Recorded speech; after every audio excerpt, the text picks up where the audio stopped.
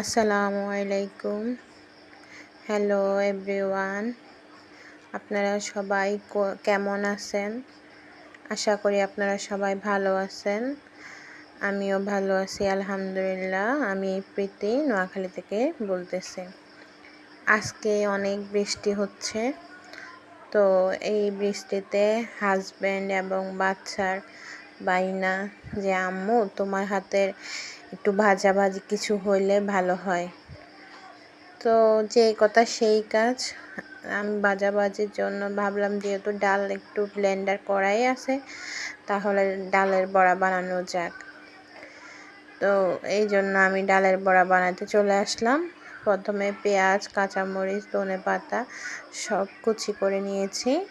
এবার একটা মিক্সিং বলে ধনেপাতা, কাঁচামরিচ, পেঁয়াজ আমি দিয়ে দিলাম। তারপর দিব একটু সামান্য পরিমাণ মতো হলুদের গুঁড়া। তারপর আমি অ্যাড করলাম একটু সামান্য পরিমাণ রসুন বাটা। তারপর আমি অ্যাড করব পরিমাণ মতো লবণ। এবার সবগুলো উপাদান দিয়ে ভালো করে মেখে নিলাম। চুলাতে তেল গরম হতে দিলাম, একটা কড়াই বসায় তেল গরম হতে দিলাম। এবার এই মিক্সারটা একটু বড়ার শেপে আস্তে আস্তে করে আমি তেল গরম হলে তেলের ভিতর দিব।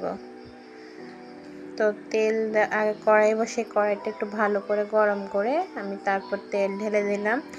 এবার বড়াটা সুন্দর করে আস্তে আস্তে বড়ার শেপ করে একটা একটা করে দিয়ে দিলাম।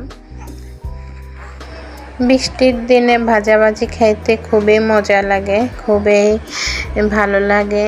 ভাজাভাজির সাথে একটু মুড়ি মাখা হলে জমে যায় বৃষ্টির দিন। তাই চটজলদি যেহেতু পেঁয়াজ ও সবই উপকরণ রেডি আছে, প্রায় ডালও ব্লেন্ডার করা আছে, তাই আমি ডাল পেঁয়াজও বানাইলাম।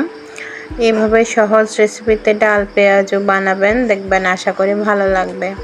তো এক এক করে সবগুলা ডালের পেঁয়াজও দেওয়ার পর এবার এক পাশ হওয়ার পর আমি আরেক পাশ একটু ভালো করে উল্টিয়ে নিচ্ছি। এক পাশ যেহেতু হয়ে গেছে, আরেক পাশ যেন ভালো করে হয়ে যায়, ওজন্য আমি একটু উল্টাই নিলাম। সবগুলো ডালের পেঁয়াজও উল্টাই দিব। উল্টানোর পরে দেখুন প্রায় আমি আবার আরেকবার উল্টাই দিচ্ছি, যেহেতু এই পাটটা একটু কাঁচা কাঁচা ভাব মনে হচ্ছে আমার কাছে।